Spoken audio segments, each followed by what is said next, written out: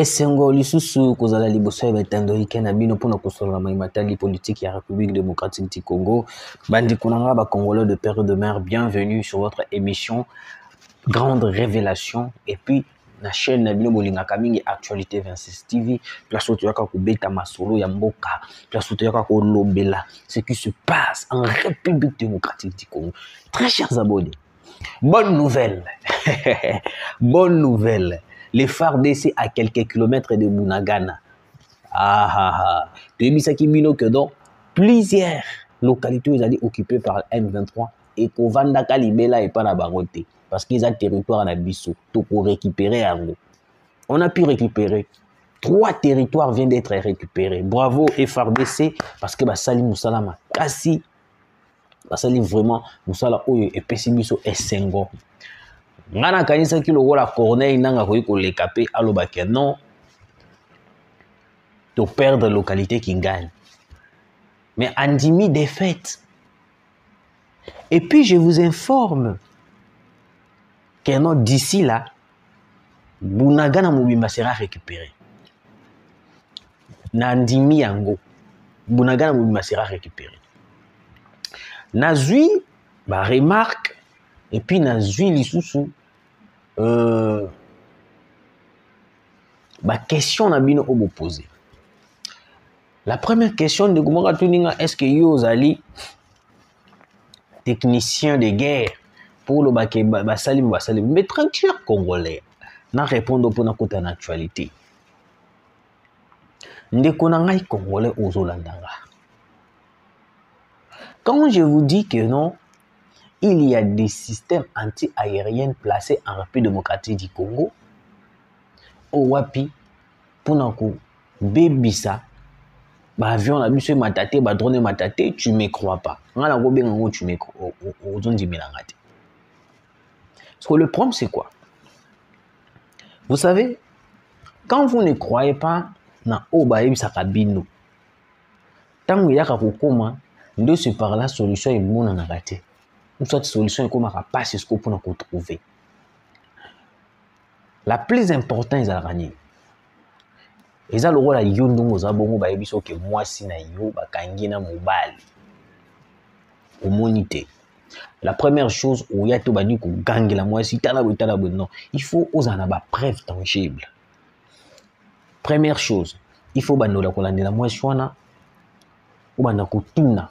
Ce qui ko tuna c'est trop dit ou banako se renseigner. Ce que vous avez soupçonné bien pas 5, 10 personnes, ça veut dire que c'est vrai. Donc, ce qu'on a un flagrant délit. Makambo na yebisu ya système anti-aérien au Rwanda contre l'avion à Bissau. Ceux qui n'ont pas ça, prouvez le contraire. Pourquoi l'avion est matate? Ceux qui n'ont pas ça, prouvez le contraire. Que les économies aussi na yo pena au ça, l'avion est matate pour les locaux prouvez le contraire.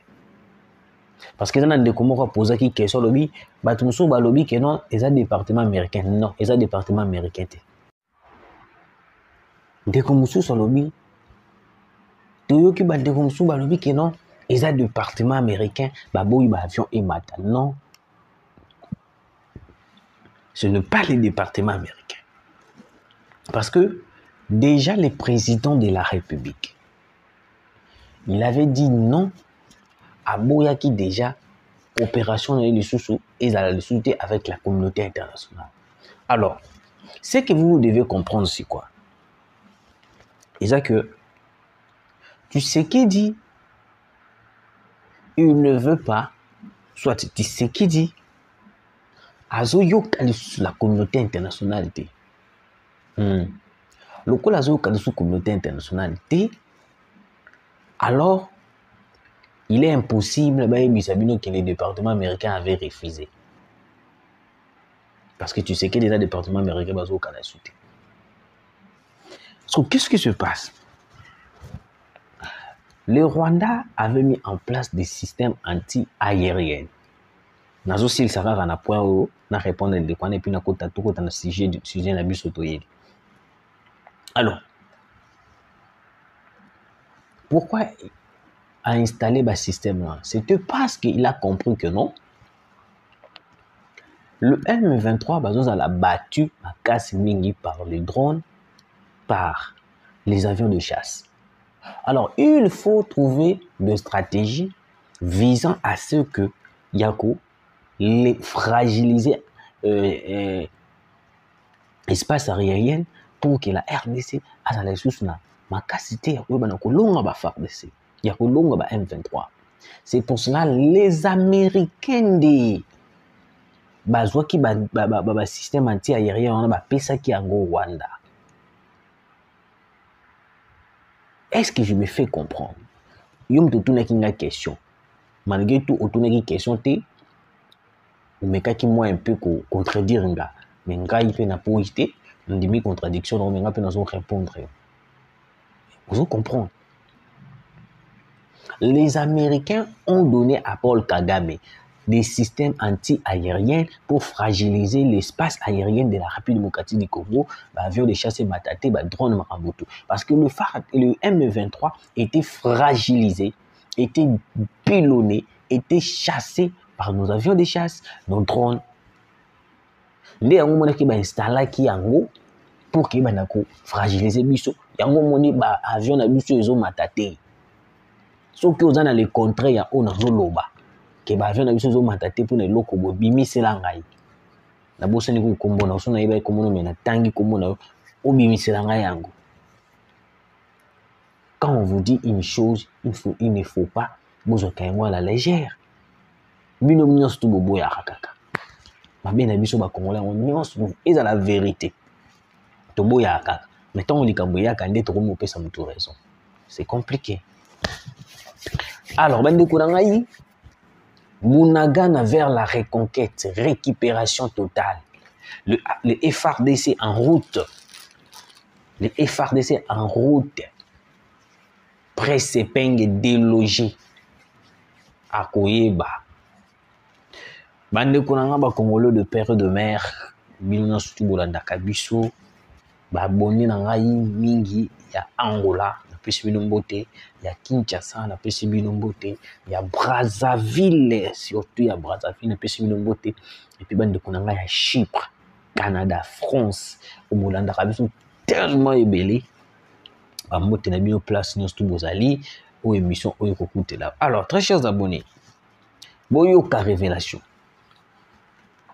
Bonne nouvelle, les FARDC viennent de récupérer plus de 2 à 3 territoires plutôt. Oyo wapi, ils allaient qui prise par les M23.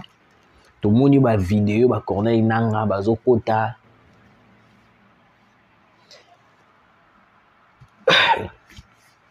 Bazokota. Na esengo. Pourquoi? Il y avait frappe Moro Salamaki dimanche. La frappe wana ezalaki frappe ya FARDC. Le FARDC avait frappé fort le M23 dans l'espace aérien. Miyango batali balobi non awa ndenge ya boye tokoki kotikaka ya boye te. Excusez. Tokoki kotikaka ya boye te. Nous devons tout faire pour éliminer, écarter bato wana bazala musika na biso. Nde moni bazwaki bazwi ba systématique drone bazwi bate. Parce que le FARDC vu que na minute yo likolo ba bloquer biso. On s'est ravitaillé, nde yango et poussé biso to ki to récupérer ba espace au bango bazwaki. Ou autre obeti la tolo ba tindi ba vidéo bazwi ba partager de partout. Yango omoni bande konanga. Eric Kuba le jour bazo sambisa ye alobaka na biso ni na complicité ya makambo ezota la EST ou AFC batu nyonso wana Claude Lubaya aza na kati, Kabila aza na kati, Eric Kuba aloba yango pendant audience atanga Kabila atanga Claude Lubaya. Et puis lelo tokei tomoni rencontre ya Claudel si c'est Claude, si c'est Claudel Lubaya, na Kabila na Éthiopie. Bakutani. Omoni. Parce que tango babiloko wana nyonso ba prouesse ya armée na biso esalaka. Tomonaka aucun média abimaka na télé pour venir acclamer. To ambongo abima pour acclamer. FRDC ba utuko récupérer 3 localités, 3 agglomérations. Mais na moni mutu moko tabeti bon maboko. Mais ce qui est qui te perdre ambongo ngara lo bakeno l'enfer eza na kata République démocratique du Congo. Je vous passe le message de Wazalendo. Les Wazalendo balobi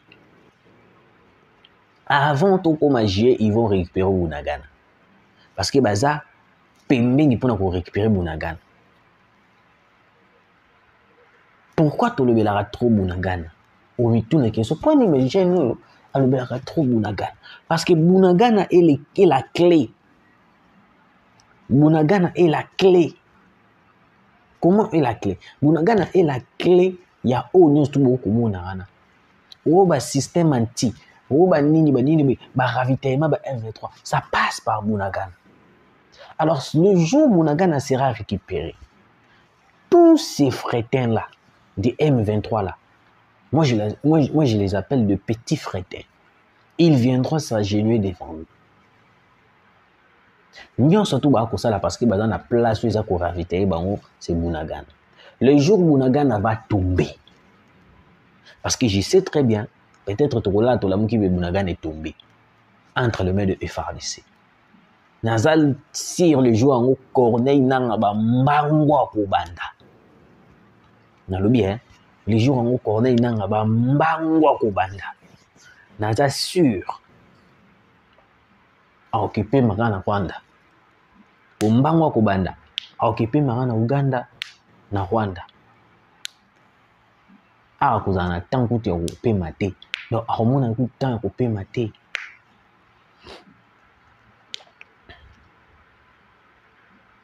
Les prouesses des FRDC, on devait voir des gens acclamer, comprendre. Mais quand les gens n'acclament pas, les gens ne soutiennent pas les FRDC, surtout les opposants. Surtout les opposants.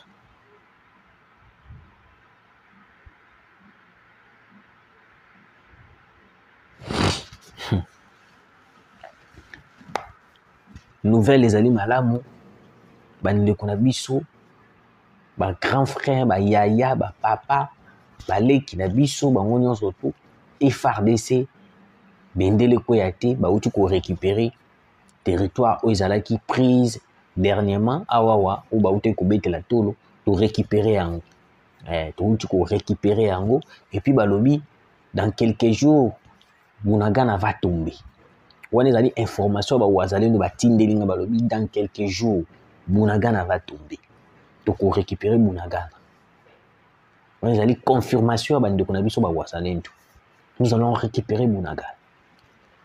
Alors, deuxième sujet na biso ezali excusez Presse Penge. Presse Penge aleki na itando ike alobi mauvais troupes exaté, mais il n'y a que de mauvais chefs.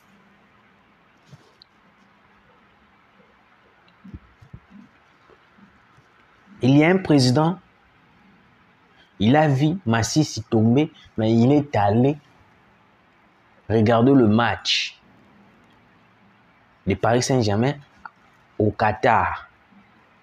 À Qatar plutôt, à Kéinéko Sepelame. Massissi vient de tomber. Presse Penge, oh boye, bibi no stu boye Presse Penge. Presse Penge mutu ya Martin Fayoum. Presse Penge alobi troupe ya mabe ezate. Donc pour la Presse Penge, tous ces rebelles là où ba ko sala désordre. Baza mabete. Mais mutu ako diriger bango ndaza mabe. D'après ce que j'ai compris. Là, c'est Presse Peng.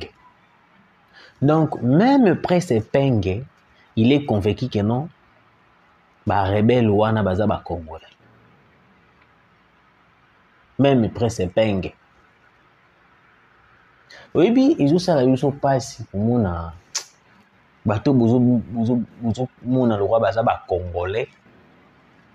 Mais nzoka bana bango ba Congolais ti ba osana bango service à Rwanda. Bazo ba mbongo batia na poche.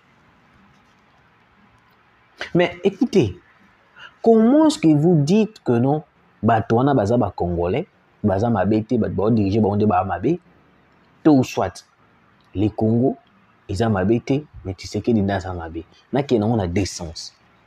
Na que non on a décence pour tout se comprendre. Pour les arrêter que non, OK, il a sens OK nango, ils a sens ya lo bagité. Na que na décence.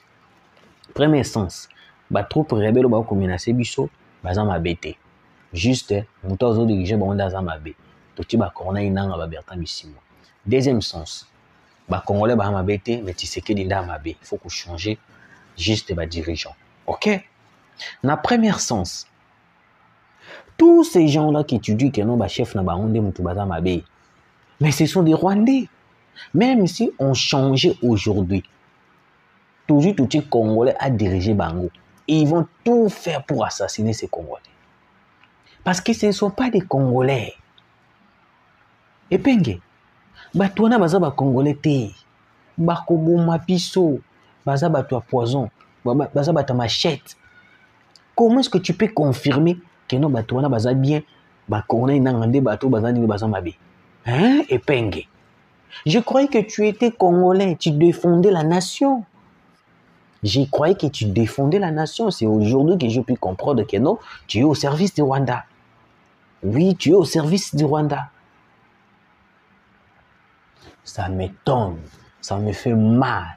Je n'arrive pas à comprendre pourquoi ces gens ici baza malmenés d'une manière impossible. Yango baliesi bino nini ba Presse Penge, ba Fayulu, ba Katumbi onyo, baliesi bino nini? Mbongo kaka ou na ko comprendre te. Bolie nini kindoki? Bolie nini kindoki? Ah. Bandi ko nga ba Congolais na kena deuxième sens. Ba Congolais baza bien, mais tu sais que daza mabe. Okoyi ko tangela biso, to koyi confirmer biso que Kabila azaki malamu.